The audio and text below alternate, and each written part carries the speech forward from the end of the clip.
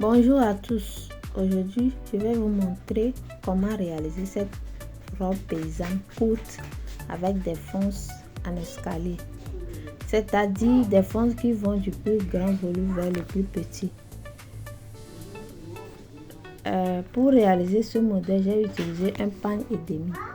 Cette quantité de tissu est nécessaire pour obtenir de belles fonces et donner l'ampleur à la robe.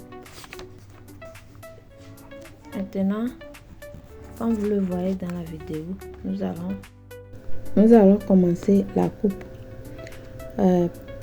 J'ai commencé par la coupe de devant et ensuite du dos. Pour ce modèle, la longueur du dos est différente de celle du devant. Pour le devant, je prends la mesure depuis l'épaule jusqu'au dessus de la poitrine. Au dos, je prends la longueur taille classique, même si les longueurs sont différentes. J'utilise les mêmes mesures de largeur pour le devant et pour le dos afin de conserver un bon équilibre dans le vêtement. Pour la largeur des épaules, j'ai utilisé une mesure de 16 cm pour la longueur, pour l'épaule. Ensuite, j'ai fait descendre la manchure de 7,5 cm. Moi, j'utilise souvent la mesure anglaise. Au niveau du devant, j'ai légèrement arrondi la coupe pour obtenir une forme plus harmonieuse et un meilleur tombé sur la poitrine. Une fois vous allez voir comment j'ai fait tomber l'encolure du devant, c'est différent de celle du dos. Une fois les pièces découpées, nous allons passer à l'étape suivante. Mais regardez comment je suis en train de tracer la poitrine.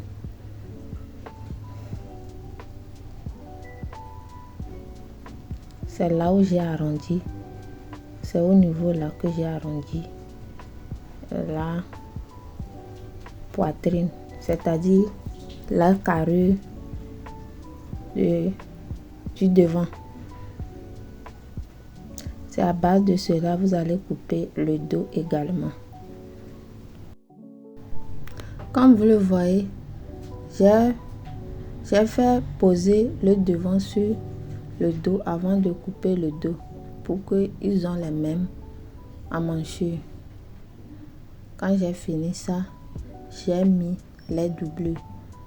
Donc regardez comment je coupe l'encolure du dos, très petite, parce que je vais mettre derrière des boutons. Moi j'ai pas mis des boutons, j'ai mis les perles. Alors voilà ça, je suis en train de couper. Vous voyez que la longueur du devant est différente de celle du dos. Voilà, ce sera comme ça le modèle.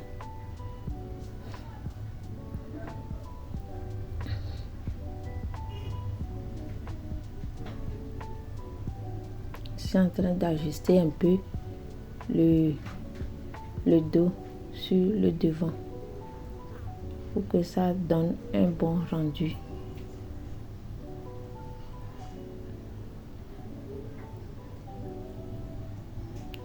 Pour le dos, j'ai réalisé une petite fente de 2 cm pour que la tête soit bien rentrée dedans. Ensuite, j'ai commencé par couper les escaliers. La première escalier, le deuxième et ensuite le troisième.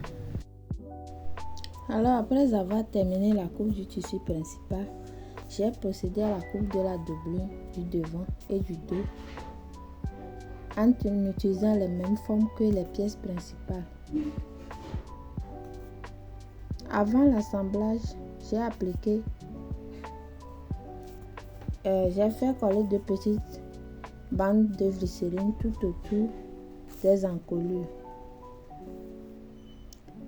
Cette étape permet de renforcer le tissu et d'éviter que l'encolure ne se déforme au fil du temps.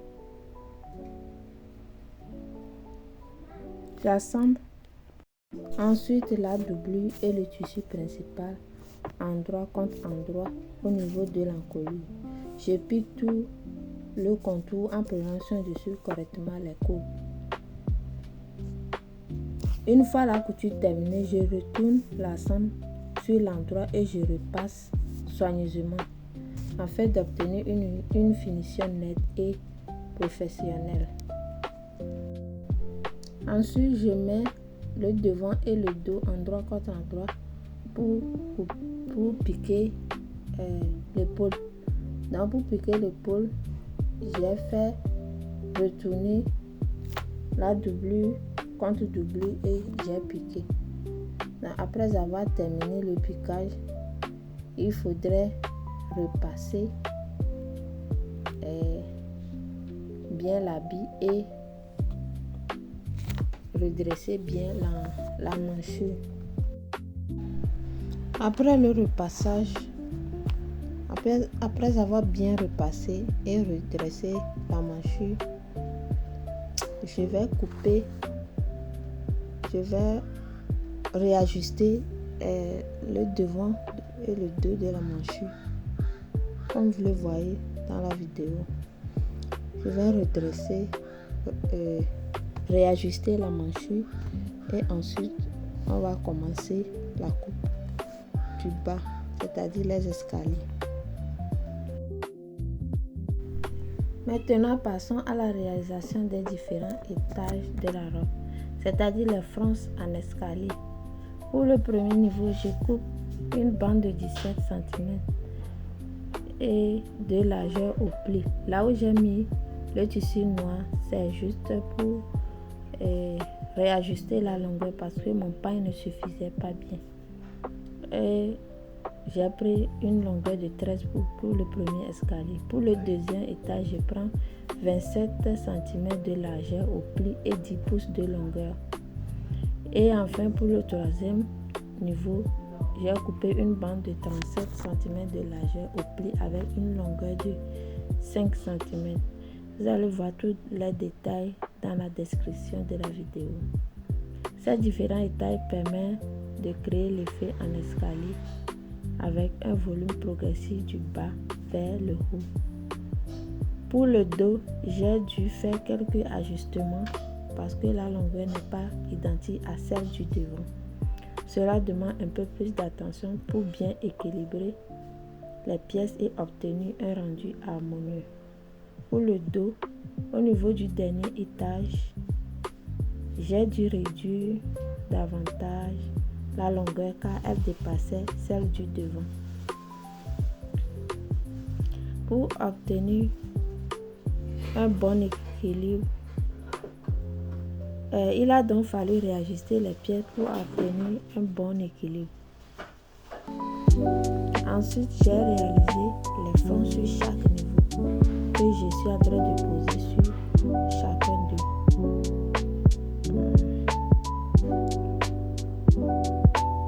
J'ai pris le temps de bien répartir le volume afin que les étages soient en harmonie et réguliers. Une fois les franges terminées, j'ai procédé à l'assemblage général de la robe. J'ai superposé les différents étages pour tracer la forme finale avant de passer à la couture. Avant de passer à la couture, j'ai préparé 2 bandes qui serviront à l'attacher dans le ventre, c'est-à-dire dans l'habit du devant. Tu attaches ça sous l'habit pour donner une forme cintrée à la robe au dos. Donc c'est ça que je suis en train de préparer. Après avoir préparé, j'ai piqué au niveau de la taille. Je vais piquer les 2 bandes. Une bande, j'ai mesuré ça à 10 cm. Donc je suis en train de piquer ça. Après avoir piqué les 2, c'est à ce moment que je vais coudre l'ensemble de la robe, c'est-à-dire les 2 côtés de la robe. Après avoir fini, j'ai coupé également la manche, les petites manches que j'ai mis pour la robe. Et ça, je suis en train de couper. La longueur, c'était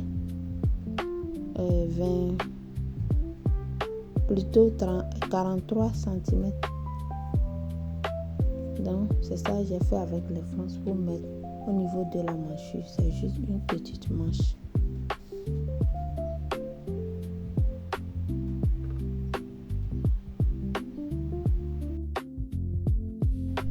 Les petites manches que j'ai mis là, c'est juste à mon goût ou à ce que je veux. Mais vous pouvez mettre des manches ovales aussi, des manches vasées, comme toutes les manches que vous voulez. Ça peut aller. Mais moi, je ne veux pas trop d'encombrement, donc j'ai décidé de mettre des petites manches. Et ça, je suis en train de poser sur la robe. Chaque manche, je suis en train de poser sur la robe. Maintenant, je suis en train de préparer celle du dos. Le petit nœud que je vais mettre au niveau de la robe. C'est ça que je suis en train de préparer. J'ai coupé juste une longueur de 5 cm et une largeur de 1,5 pour pouvoir faire le nœud. Donc tu plies ça en deux fois, tu plies ça 2 fois et tu piques sur ça. Après avoir piqué, on pose ça sur le bas de notre dos. Donc je pique ça avec l'épingle et ensuite je couds à la machine comme vous le voyez. Alors après avoir terminé, je vais coudre l'oulet du bas de la robe. Je vais coudre l'oulet du bas de la robe tout autour. Juste je prends 1 cm parce que la robe n'est pas longue, donc je vais prendre une petite côté. Nous sommes arrivés à la fin de notre modèle que nous avons conçu grâce à un pagne et demi. Donc si vous avez un pagne et demi, alors essayez ce modèle. Surtout quand vous attachez devant, le dos est bien cintré, c'est très joli. Je vous laisse regarder la vidéo et n'oubliez pas de vous abonner. À la prochaine. Ciao.